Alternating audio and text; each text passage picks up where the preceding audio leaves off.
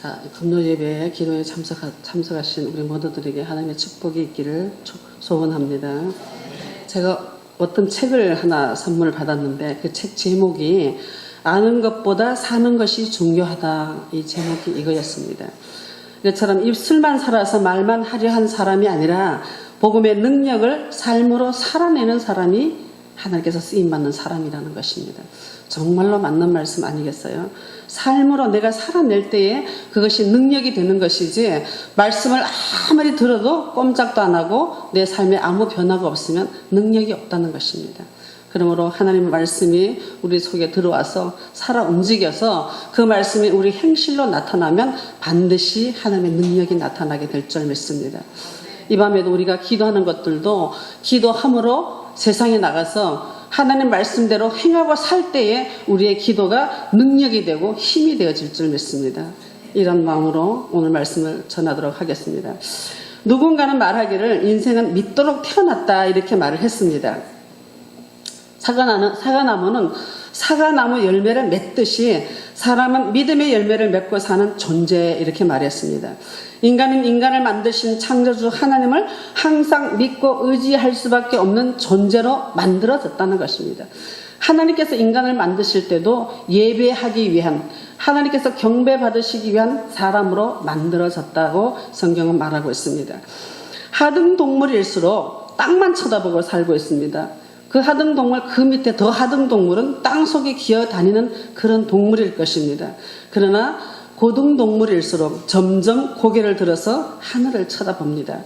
만물의 영장인 인간은 어떻습니까? 만물을 창조하신 하나님을 쳐다보고 바라보고 살아야지만 그것이 인간의 본연의 자세라고 말할 수가 있습니다. 복음 전도자인 이 무디 목사님께서는 말씀하시기를 내 자신을 믿어봐라. 그러면 언젠가는 실망할 때가 올 것이라는 것입니다. 내 자신을 믿을 때는 언젠가는 내 스스로에게도 실망할 수밖에 없다는 것입니다.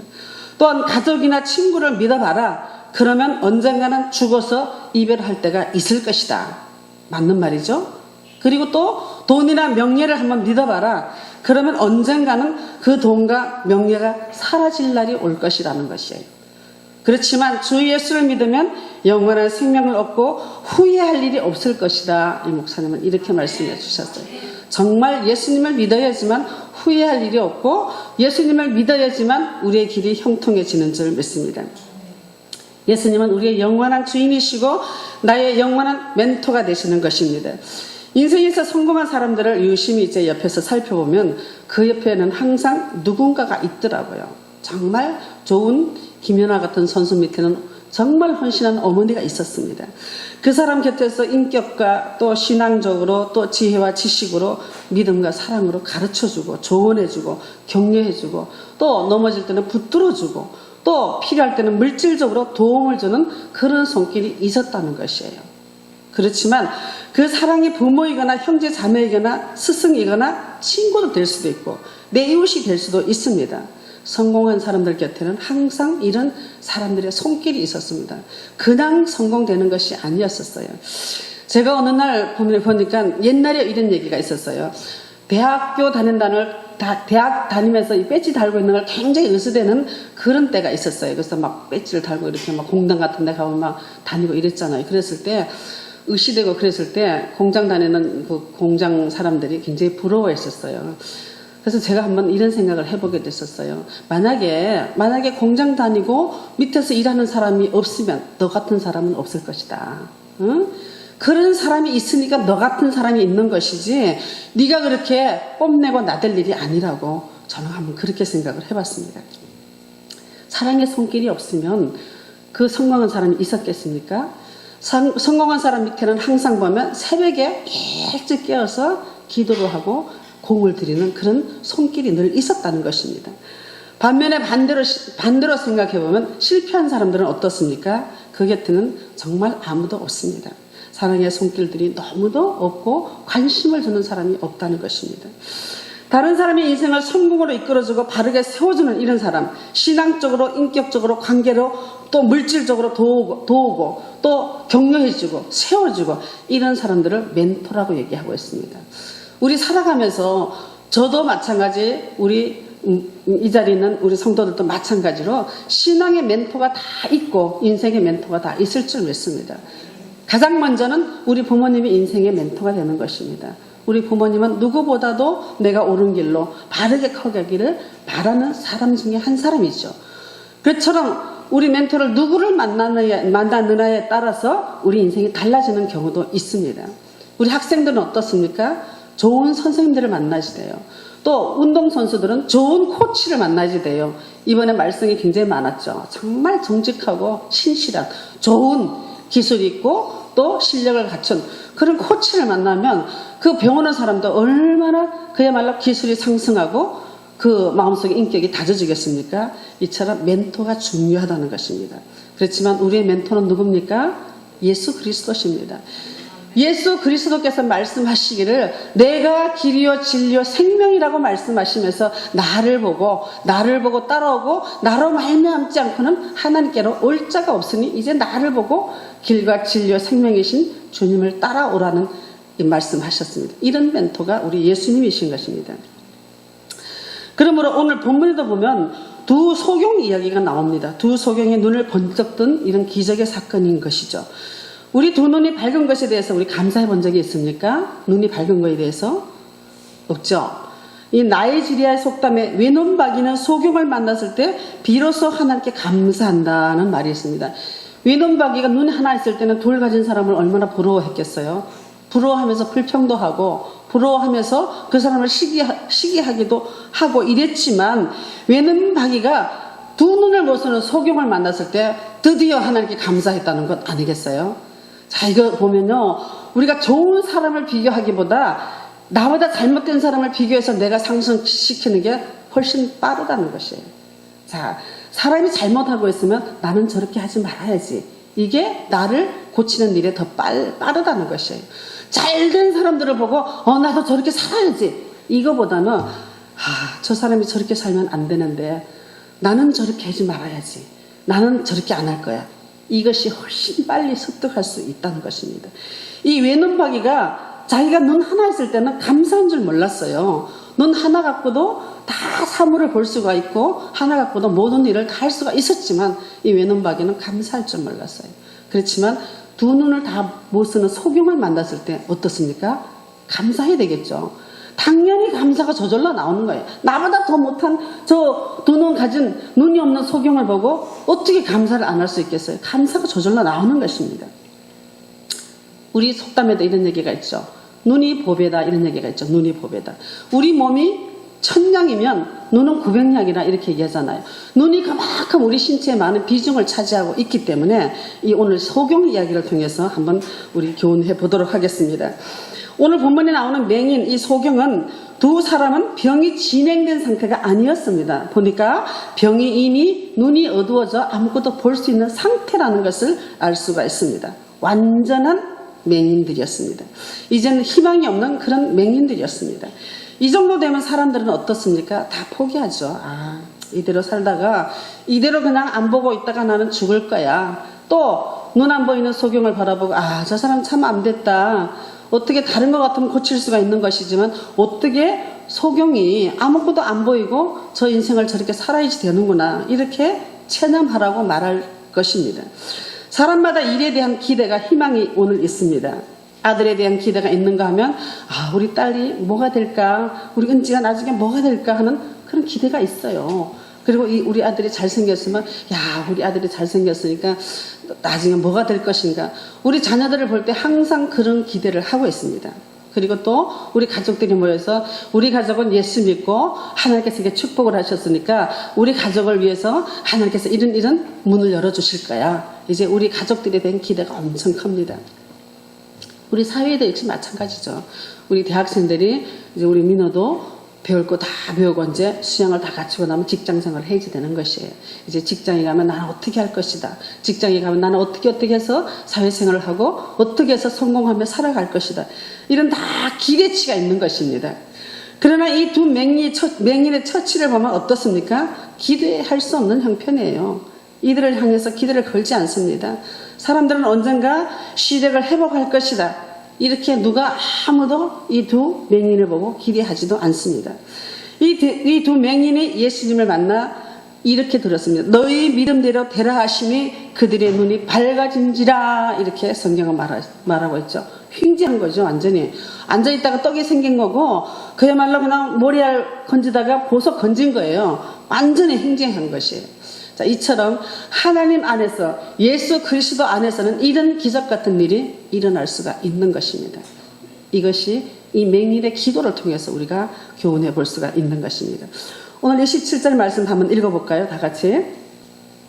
예수께서 거기에서 떠나가실새 두 맹인이 따라오며 소리질러 이르되 다윗의 자손이여 우리를 불쌍히 여기소서 하더니 이랬어요. 예수께서 떠나가실새 이랬어요. 예수께서 어디에서 떠나셨어요? 그 앞에 보니까 회당장 딸 야이로의 딸을 고치는 그런 장면이 있습니다. 야이로의 딸 집에서 이제 그 딸을 고쳐주고 나오셨어요. 예수님은 해당장 야이로의 외당딸을 살린 후에 그 집을 떠나 다시 이제 가버나움으로 행하고 있던 그런 길이었었습니다. 그때 이 두 맹인이 따라옵니다. 따라와서 자기를 고쳐달라고 그 맹인이 따라오게 되는 것입니다. 예수님이 이 당시에 그 당시 환경을 살펴보면 그 당시에 이런 예수님 계셨던 이 지중해 지방에는 그 기후가 자연적인 기후로 인해서 햇빛과 그리고 석회먼지 때문에 눈이 안 보이는 사람들이 많이 있었다고 합니다. 그리고 이 맹인들은 절대 혼자 다니지 못하겠죠. 지금은 이렇게 기구가 있어서 혼자 다닐 수가 있는 것이지만 그때는 혼자 다니지 못하고 무리를 짓거나 아니면 짝지어서 그렇게 다녔었습니다. 그리고 이들이 할 수 있는 일은 아무것도 없어요. 눈이 보이지 않으니까 아무것도 할 수가 없는 것이에요. 먹는 것도 제대로 먹을 수가 없고 그야말로 누구의 도움이 없으면 이 맹인이 아무것도 할 수 없기 때문에 맹인들이 생활수단은 생계수단은 구걸하는 일밖에 없었습니다. 이것을 볼 때 성전 미문에 앉아있던 그 구걸자도 역시 마찬가지로 눈이 보이지 않고 앉아있었기, 신체를 움직일 수 없었기 때문에 구걸하는 생활을 할 수밖에 없는 것이에요. 신체를 움직일 수 없고 꼼짝도 못하고 더더구나 눈이 어둡기 때문에 이 맹인은 구걸로 생계를 이어갈 수 없습니다. 여러분, 우리 두 눈을 똑똑히 뜨고 살아도 문제가 우리 집에는 엄청 많죠. 정말 눈 똑바로 뜨고 있어도 내가 사기를 당하고 똑바로 뜨고 있어도 내가 또 사람들한테 이렇게 거짓을 당해갖고 그 사람들한테 내가 사기 당하고 그야말로 그런 불행한 일이 엄청나게 많죠. 엄청나게. 그렇지만 이 맹인은 얼마나 고통스러웠겠어요. 그죠? 비교를 한번 이렇게 해볼 때 우리는 두 눈이 다 있어요. 모든 걸 다 할 수가 있어요. 그래도 두 눈 뜨고도 그야말로 사람들한테 당하고 모욕당하고 사기당하고 어려움당하고 이런 일이 엄청 많아요. 근데 이 맹인이라고 한번 생각 한번 해보세요. 아무것도 할 수 없는 맹인을 앞에 돈을 갖다 주면 그 돈을 훔쳐가도 알겠어요? 모르죠. 그것처럼 맹인만큼 불쌍한 게 없는 거라는 생각이 듭니다. 성경에는 밝히지 않았지만 이 맹인이 어떻게 해서 맹인이 되었는지, 날 때부터 맹인이었는지 아니면 무슨 사고로 또 중간에 맹인이 되었는지는 성경에 기록하지 않았기 때문에 우리는 모릅니다. 이것을 볼 때 이 맹인, 단지 눈만 어두운 게 아니라 성경에서 우리 말하는 맹인은 육신적인 맹인이 있다고 볼 수가 있겠죠. 하나님이 만드신 이 우주 만물을 아름다운 눈으로 보지 못하는 그런 육신적인 오늘 같은 맹인인 것입니다. 그리고 문맹인도 있다 이렇게 볼 수가 있겠죠. 문맹인이라는 것은 문화적인 면에서 정신적인 면에서 맹인인 것입니다. 글자를 봐도 이게 무슨 글자인지 하얀 거는 종이요 까만 거는 글씨로다 이렇게 말하는 문맹적인 그런 맹인이 있다는 것입니다. 요즘 말해서 컴맹도 있죠. 컴맹. 컴퓨터를 전혀 켜놓고도 모르는 컴맹도 있습니다. 이런 사람도 맹인이다 이렇게 우리들은 표현하고 있죠. 이들보다 정말 더 불행하고 비참한 사람이 바로 영적인 맹인이라는 것입니다. 하나님이 만들어주신 이 우주 만물 얼마나 아름답습니까? 우리나라는 특히 사계절이 뚜렷해갖고 봄 사계절이 뚜렷해서 각각 계절마다 색깔이 틀리고 또 계절마다 누리고 생활하는 게 다 다릅니다. 이 아름다운 것을 못 보는 것입니다. 이 영적인 맹인들은 하나님이 만드신 우주 만물을 보지 못하고 하나님도 보지 못하고 알지 못하는 사람들을 영적인 맹인이라 이렇게 말합니다. 그러면 또 우리가 눈만 가지고 있으면 최고냐? 눈만 가지고 있으면 우리 눈만 이렇게 받고 있으면 최고가 되겠느냐?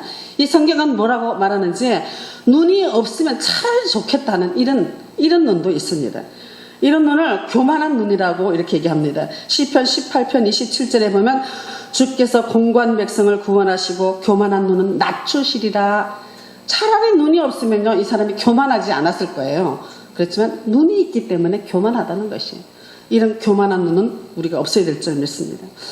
그리고 또 욕심으로 인해서 물욕이 어두워진 발람의 눈이 있습니다. 이 발람 선지자가 어떤 사람입니까? 하나님께서 저들을 저주하라고 얘기했는데도 이 발람 선지자가 발락 왕이 주는 그 뇌물 때문에 눈이 어두워서 기어코 축복을 하고 말았습니다. 재물이 눈이 어두워서 발람이 이 발락이 말하는 대로 축복해주고 말았습니다. 그리고 또한 범죄하는 눈이 있다 이렇게 성경은 말하고 있습니다. 성경 마태복음 5장 29절 말씀에 보면 만약 내 오른 눈이 너로 실족하게 하거든 떼어내버리라 이렇게 말하고 있습니다. 실족하게 하거든. 내 눈이 너로 실족하게, 내 눈으로 인해서 나를 죄에 빠뜨리게 하고 나를 실족하게 하면 차라리 없는 게 낫다는 것이에요. 차라리 눈이 없는 게 없고 실족하지 않고 천국에 들어가는 것이 낫다는 것이에요. 그리고 또 어떤 눈이 있느냐? 형제의 눈 속에 티만 보는 눈이 있다 성경은 말합니다.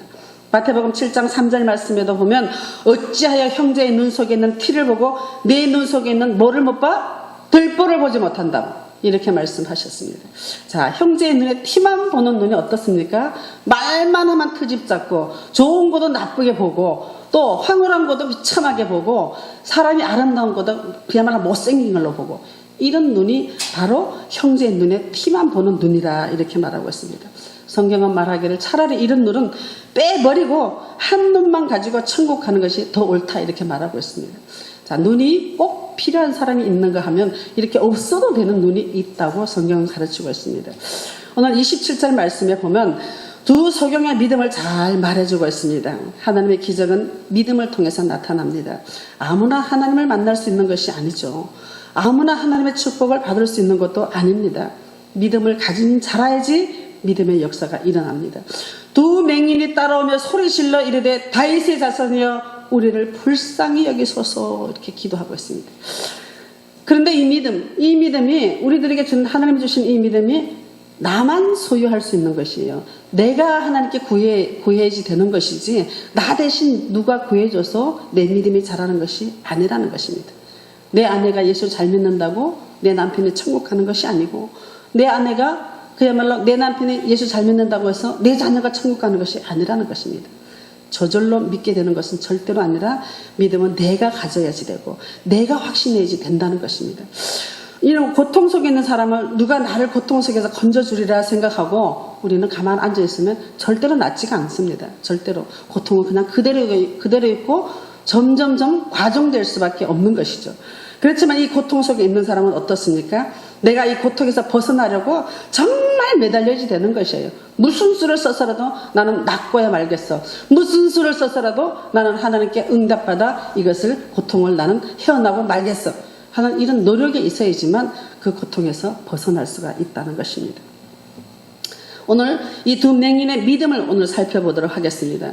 이 두 맹인의 믿음이 두 소경이 따라오며 예수님을 놓쳐서는 안 된다는 그런 절박한 심정으로 부르짖는 거 아니겠어요? 두 소경이 따라왔다 그랬어요. 따라왔다.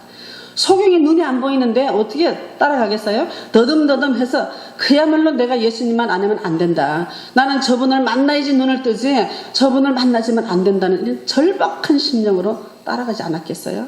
이 인내하는 믿음이 필요하다는 것이에요. 정말로 내가 예수를 믿고 나는 눈을 뜨고야 말겠어. 이런 결단이 필요하다는 것이에요. 우리 신앙생활 마찬가지로 이 생활도 마찬가지로 결단이 있어야지 되는 것이에요. 뜨뜻미지근하게 이것도 아니고 저것도 아니고 세상에도 한 발 있고 교회도 한 발 있고 이거 아니라는 것이에요. 결단을 내려서 하나님 앞에 제가 왔습니다. 하나님 다 씻어버리고 나는 이제 결단하고 왔습니다. 이런 마음으로 결단하는 그런 믿음이 있어야지만 응답이 내려주는 줄 믿습니다. 인내 없이 결단 없이 하나님을 만날 수가 없습니다. 이 두 맹인이 이 절호의 기회 아니겠어요? 예수님이 아무 때나 지나가는 것이 아니라 우연히 지나가는 것이 아니에요. 아니고 정말 이 맹인을 위해서 예수님이 그곳으로 지나가신 줄 믿습니다. 그러므로 이런 찬스가 있을 때, 이런 기회가 있을 때 우리는 잡아야지 되는 것입니다. 사람들에게 오는 기회가 그렇게 많지가 않습니다. 우리는 기회를 잘 붙잡는 것도 하나님의 축복인 것입니다. 성경에서는 기회를 잘 붙잡아서 성공한 사람이 많이 있습니다. 제가 어느 곳이라고는 생각이 안 나서 지금 얘기를 못 드리는데, 성경에서 그야말로 가뭄을 통해서 먼 곳에 갔다가 이제 고국에 돌아와 보니까 이 여인이 집도 없고 땅도 없고 아무것도 없는 것이에요. 그럴 때 이 여인이 누구한테 구하겠어요? 임금한테 갔어요. 왕에게 가서 저는 아무것도 없습니다. 이렇게 말할 때 임금이 그때 지나가는 신하가 증명을 해줬어요. 저 사람이 그때 그렇게 있었다. 저 사람이 그때 우리나라에서 그렇게 선한 일을 하고 착한 일을 하고 있었으니까 저 사람을 도와줘야지 된다 하는 그런 내용이 성경에 있습니다. 그것을 볼 때 기회라는 것은 아무 때나 오는 것이 아니에요. 나한테 그야말로 출세하는 기회, 사람이 축복을 받는 기회도 1년에 일평생에 3번 있다고 말하지 않겠어요? 그 3번 있는 기회를 우리는 붙잡아야지 되는 것이에요. 이 맹인 역시 마찬가지로 예수님께서 지나가는 길이었었어요. 예수님께서 지나가는 길에 이 맹인들이 눈이 어두운 와중에도 내가 고쳐보겠다, 나는 눈을 떠야지 되겠다 하는 이 확실한 믿음을 가지고 따라갔다 이랬어요. 따라가며 소리를 질렀어요. 그리고 이 두 맹인이 소리를 질렀어요. 나사렛 예수여, 다윗의 자손 예수여, 우리를 불쌍히 여기소서, 우리를 불쌍히 여겨주시고 나를 고쳐주소서, 이렇게 막 소리를 질렀다는 것이에요. 우리 성경에도 보면 예수님 주변에는 사람이 항상 많았어요. 그죠? 예수님이 가시는 곳마다 문지방이 넘치도록 사람이 따라다니고, 그러다 보면 얼마나 시끄러웠겠어요. 얼마나 그 군중 속에 이 사람 저 사람 따라다니면서 말을 많이 했겠어요. 이 말이 들려지겠어요? 그렇지만 이 맹인이 어떻습니까? 들려질 때까지 다윗의 자손이여 나를 불쌍히 여겨주셔서 계속 따라다니면서 불렀다는 것이에요. 소리 질렀다는 것이에요. 이것은 정말해서 우리가 부르짖는 통성기도라고 말할 수가 있겠죠. 성경에 보면 조용히 하는 기도도 많이 있습니다. 그렇지만 대개는 부르짖는 기도가 더 많다는 것을 우리가 알 수가 있습니다. 예레미야 33장 3절 말씀에다 보면 너는 내게 부르짖으라 내가 네게 응답하겠고 네가 알지 못하는 크고 비밀한 일을 네게 보이리라. 부르짖는 자에게 이런 일을 보여주셨다고 하셨습니다. 크고 비밀한 일을 부르짖는 자에게 보여주셨다고 성경은 말하고 있는 것입니다. 이 부르짖는 기도가 어떤 기도입니까? 나 주여 주여 부르짖는 것이 아니라 정말 기도 많이 하고 부르짖는 그 목사님 얘기 들어보니까 이 창자가 다 쏟아져 내리는 것 같은 그런 느낌이 든다, 이렇게 말씀을 하시더라고요. 그처럼 우리의 기도가 이렇게 모든 걸 쏟아내는 것처럼, 진을 짜는 것처럼 정말 땀을 짜내어 부르짖는 기도를 하나님께서는 반드시 응답해 주시고 소경의 눈이 열린 것처럼 이 맹인의 눈을 열어주실 줄 믿습니다. 이 기도를 잘한 사람이 야곱인 것이죠. 야곱이 약복 강가 나루터에서 기도할 때 정말 천사가 가고자 할 때 나를 축복하지 않으면 놔주지 않겠다고 붙들고 매달려 있었어요. 그랬더니 천사가 야곱의 환도뼈를 쳐서 그야말로 주저앉게 했지만 그래도 야곱이 붙들고 앉아서 늘어져서 기도했다는 것이에요. 그럴 때 천사가 축복을 해주고 야곱의 이름까지도 바꿔주는 그런 체험을 야곱은 하게 되었습니다. 다니엘은 어떻습니까? 다니엘은 사자굴 앞에서 기도했습니다. 이 다니엘의 기도가 그런 불구하고 이 외부에 어려움이 있는데도 불구하고 외부에 어려운 힘든 일이 있는데도 불구하고 시간 맞춰서 하나님께 때를 따라 기도를 했다는 것이에요. 때를 정해놓고 기도했다는 것이에요. 이런 부르짖는 기도를 통해서 이 다니엘의 세 친구들은 사자굴에서 무사히 나올 수가 있었던 것입니다. 오늘 이 본문 배경에다 보면 따라오며 소리 질러 이르되 우리를 불쌍히 여겨주소서 이랬죠. 우리를 불쌍히 여기소서 이렇게 얘기했어요. 우리예요. 나를 불쌍히 여겨주셔서 이게 아니라 우리를 불쌍히 여겨달라고 이렇게 말했어요. 이것을 볼 때 이 두 맹인이 똑같이 소리 질렀어요. 똑같이 통성기도 했다는 것이에요. 통성기도 부르짖고 통성으로 기도했다는 것이에요. 한 사람이면 천을 쫓고 두 사람이면 만을 쫓는다고 성경은 말합니다. 주께 부르짖는 기도는 두 사람이 모여 합심하여 기도하면 역사가 나타나는 것입니다. 마태복음 18장 19절 말씀에도 보면 너희 중에 두 사람이 땅에서 합심하여 무엇이든지 구하면 하늘에 계신 내 아버지께서 너희를 위하여 이루어 주신다고 이렇게 말씀해 주셨습니다. 너희를 위하여, 나를 위하여가 아니라 합심해서 기도하면 너도 복을 받고 나도 해결받고, 합심해서 기도하면 네 문제도 해결되고 내 문제도 해결된다는 것이에요. 자, 이것처럼 합심 기도가 상당히 중요한 것입니다. 우리가 멀리 믿음의 형제들이, 지체들이 멀리 떨어져 있고 또 없어지는 지체도 있지만 그래도 우리 믿음의 형제들을, 지체들을 참 소중하게 생각해야 되는 것이에요. 만약에 우리가 어려운 시험을 당하고 정말로 뼈가 끊어지는 그런 고통을 당할 때 혼자 기도하는 것보다 합심해서 기도하는 기도를 하나님께서는 이렇게 너희를 위하여 고쳐주겠다고 이렇게 말씀해 주셨어요. 이것을 볼 때 합심 기도가 얼마나 중요한가는 우리가 알아야 될 줄 믿습니다. 그러므로 믿음의 형제들을, 믿음 가진 형제들을 가까이 하셔야지 되고 또 믿음 가진 형제들을 계속 좋은 관계를 유지해야 될 줄 믿습니다. 이것이 내가 어려웠을 때, 내가 고통당할 때 너무너무 필요한 것이에요. 너무너무 필요한 것이더라고요. 내가 정말 눈물 흘리고 피를 토하는 이런 어려운 일이 있는데 혼자 부르짖고 기도하기는 참 힘이 들더라고요. 누군가에게 내 이 형편을 얘기하고 같이 기도 좀 해달라고 이렇게 말하면 힘을 얻고 또 그 기도를 통해서 응답이 되는 경우도 있고 하나님께서 이런 기도를 들어주신다고 오늘 말씀해 주셨습니다. 이것을 볼 때 우리 지체들, 비록 적지만 모였지만 우리 지체들을 전부 다 사랑하고 또 서로 교제를 잘 나눠야 될 줄 믿습니다. 이 두 맹인의 기도가 바른 신앙의 고백을 했다 이렇게 볼 수가 있습니다.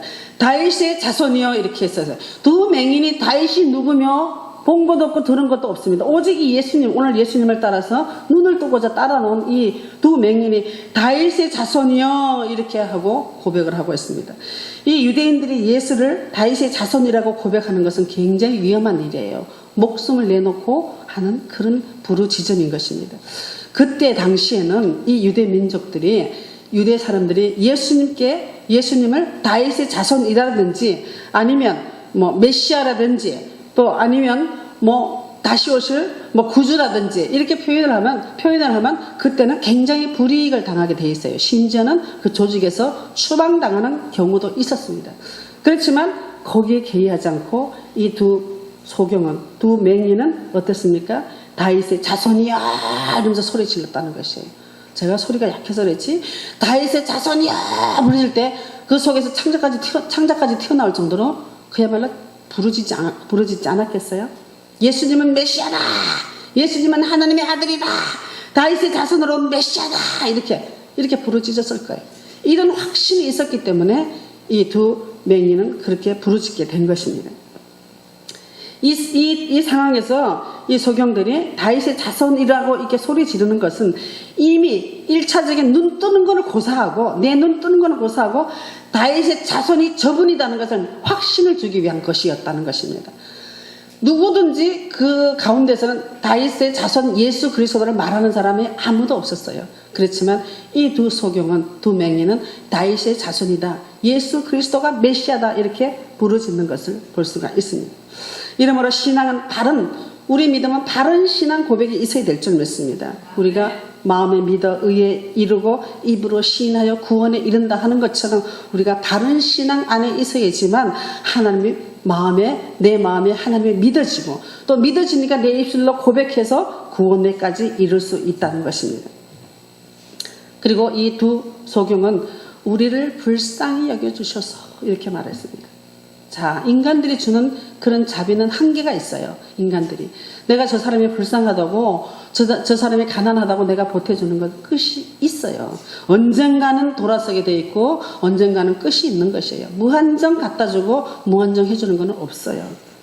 그렇지만 하나님의 긍휼하심과 자비는 어떻습니까? 끝까지 무궁무진합니다. 퍼내도 또 하나님께 그야말로 기도 드리고 얻어도 무한정으로 주시는 분이 하나님이신 것입니다. 이 두 소경의 기도를 간추려 보면 그들은 혼신의 힘을 다했다는 것을 알 수가 있죠. 오늘 우리 기도가 그렇게 되어질 줄 믿습니다. 우리 기도가 그냥 말로만 입술로만 이렇게 기도로 끝나는 것이 아니라 혼신을 다해서 정말 내 속에 있는 것이 다 토하듯이 이런 기도를 할 때 소경의 눈이 뜨는 것처럼 우리 문제가 해결된다는 것입니다. 오늘 못 만나면 내일 만나지, 오늘 안 하면 내일 하지, 이렇게 해서는 예수님을 만나기가 어렵다는 것입니다. 내일은 내일의 날이지 내 날이 아니잖아요. 내일은 내일의 날이고 내 날이 아니고 오늘이 내 날이고 지금 이 시간이 하나님께서 말씀하실, 응답하실, 소경의 눈을 뜨실 시간이라는 것입니다. 고린도후서 6장 2절에 보면 보라 지금은 은혜 받을 만한 때요, 보라 지금은 구원의 날이로다, 이렇게 말씀해 주셨습니다. 지금 마셔야 지나는 것이에요. 우리가 무슨 일을 할 때 하나님께서 이런 감동을 주셨어요. 그러면 지금 해야지 되는 것이에요.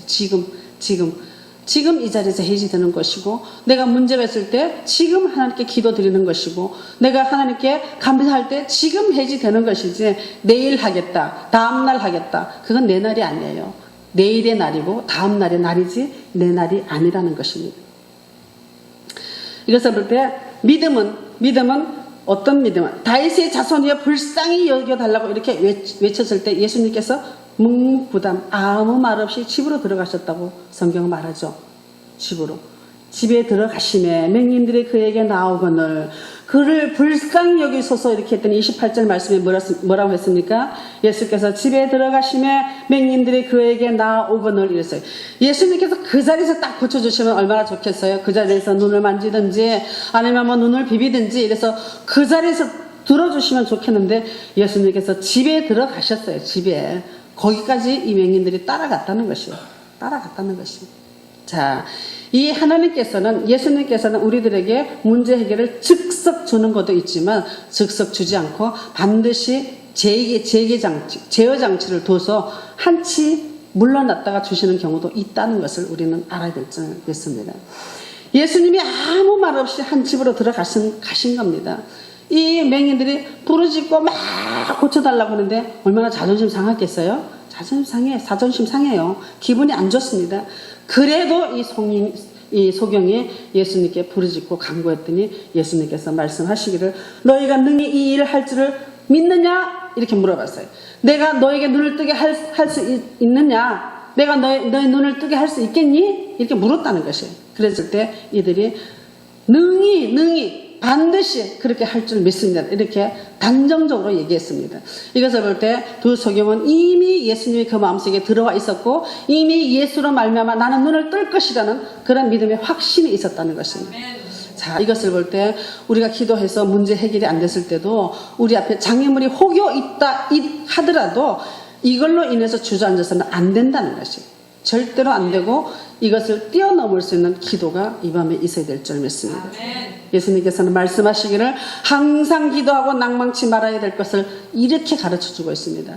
이들이 만약에 소경이 예수님의 집에 들어가시고 아무 말씀도 안 하시고 돌아 들어가셨다면, 낙심하고 돌았으면 눈뜨기는 틀렸어요. 안 떠져요. 그렇지만 따라가면서 다윗의 자신 예수여 나를 불쌍히 여겨주소서 이렇게 소리 지르고 계속 부르짖고 나갈 때 그 눈이 뜨여진 것을 볼 수가 있습니다.